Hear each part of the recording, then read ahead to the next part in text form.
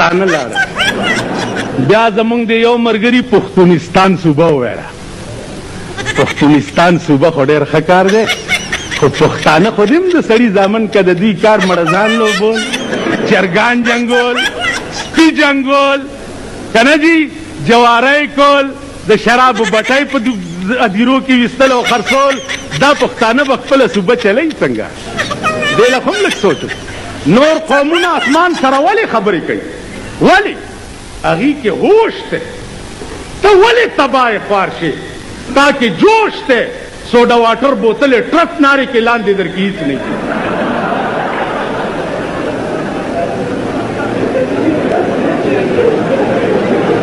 تا کې څه دي؟